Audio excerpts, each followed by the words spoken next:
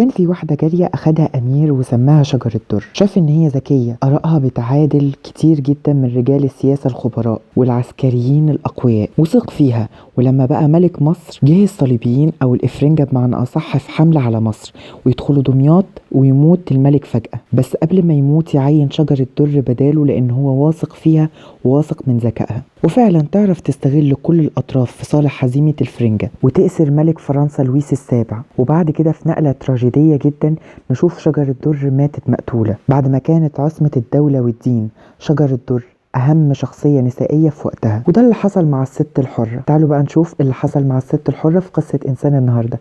بس يا ريت قبل ما نبدأ يا ريت ما تنسوش تعملوا سبسكرايب للقناة وتفعلوا جرس الإشعارات عشان يوصلكوا كل جديد، وتعملوا لايك للفيديو لو عجبكم، وتكتبوا لي تعليق تحت عن رأيكم في الحلقة والحلقات اللي عايزين نعمل عنها. يلا بينا.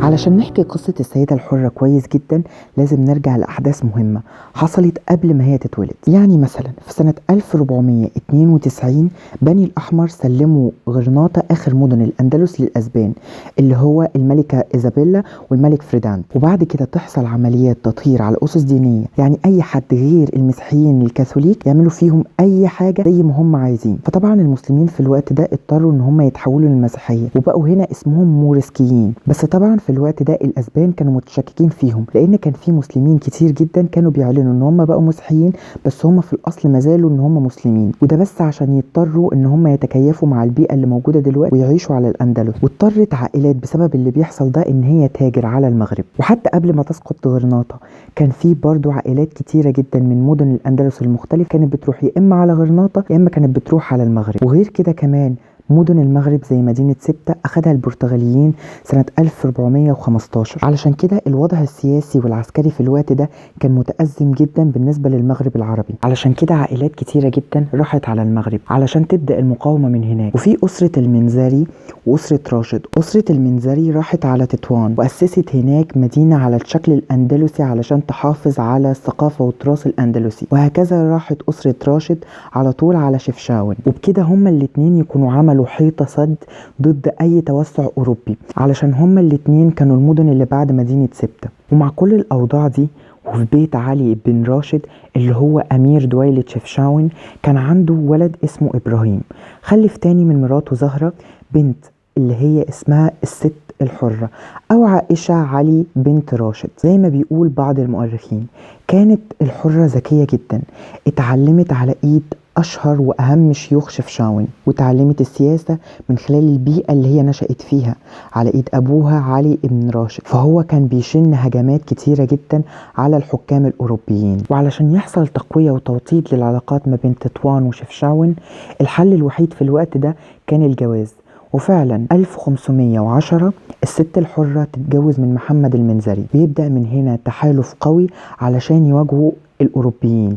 وهي في الوقت ده كانت لا تتجاوز سن 18 سنة. كانت الحرة مرنة جدا في التعامل مع الناس وقوية، وغير كده كمان فهي كانت ذكية جدا وسياسية شاطرة. علشان كده كان جوزها دايما بياخد رأيها، ولما بيخرج بره تطوان كان بيخليها هي النائب ليه وبتحكم بداله. وغير كده كمان فهي خدت خبرة طويلة جدا منه من خلال نيابتها لحكمه. وبعد 9 سنين من الجواز يموت، ولكن بعد كل السنين دي تكتسب تجارب سياسية تأهلها ان هي تكون سياسية أقوى وأقوى. بعد موت بقى جوزها أخوها إبراهيم هو بقى الحاكم لتطوان وبقى وزير للسلطان أحمد الوطاسي، وخلى أخته هي اللي تحكم تطوان. أما بقى سكان تطوان في الوقت ده كانوا مبسوطين جدا من ان هي تحكم تطوان لأن هم شافوا ان هي قادرة على ان هي تحكم. وغير كده كمان سياستها كانت حكيمة ورشيدة في خلال ان هي كانت بتنوب عن جوزها، فشافوا التجربة بعينهم. وعلشان هي من أسرة كبيرة وعريقة علشان كده قرر السلطان أحمد الوطاسي سنة 1541 ان هو يتجوز الحرة، لأن في الوقت ده الدولة الوطاسية كانت بتحاول ان هي تقاوم الدولة الجديدة اللي هي الدولة السعدية، وعلشان كده كانت محتاجة حلفاء أقوياء، والحلفاء دول هيجوا بالجواز. عشان كده اتجوز الحرة، وبدل ما يتجوزها في العاصمة بتاعة المملكة بتاعته اللي هي فاس هيروح على تطوان المدينة بتاعتها ويتجوزها هناك، وده كان مخالف تماما للقواعد في الوقت ده، وده يدل على قوة شخصيتها هناك. وغير كده كمان هو يسيبها بعد كده ويمشي من تطوان ويسيبها هي اللي تحكم تطوان. وبسبب الجواز ده ملك اسبانيا فيليب الثاني خاف جدا، لان هو شاف شفشاون وتطوان غير كده المملكة الوطاسية بقوا كل دول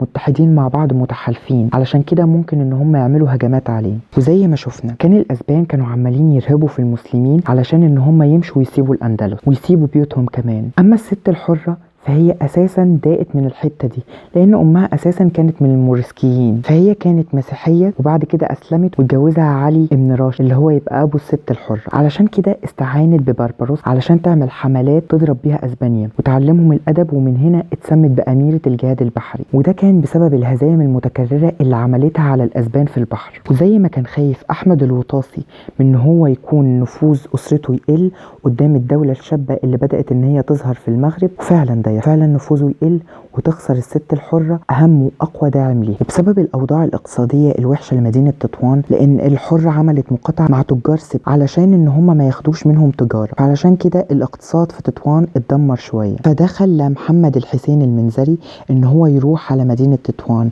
ويعلن نفسه حاكم مستقل عليها، ويطرد الست الحرة ويستولي على كل ممتلكاتها، فهي تروح على أخوها آخر أمل ليها اللي هو إبراهيم، وتروح على شفشاون وتسكن هناك في مسقط رأسها وتدفن هناك. ولغاية دلوقتي يكون في شاهد ومقبرة على وجود واحدة اسمها الحرة، وكل المغاربة بيحبوا ان هم يروحوا هناك علشان ياخدوا القوة منها. زي ما شفت شجر الدر قدمت كتير جدا للعالم الإسلامي، فهي الإنسانة اللي واجهت الصليبيين. هكذا الست الحرة صدت هجمات الأوروبيين على أفريقيا، بس فجأة تختفي الست الحرة وشجر الدر بسرعة جدا من الساحة السياسية، وكل نفوذهم يروح كده فجأة. وبس هي دي الحلقة بتاعتنا عن الست الحرة. يا ريت ما تنسوش تعملوا سبسكرايب للقناة عشان يوصل لكم الحلقات الجديدة. مع السلامة.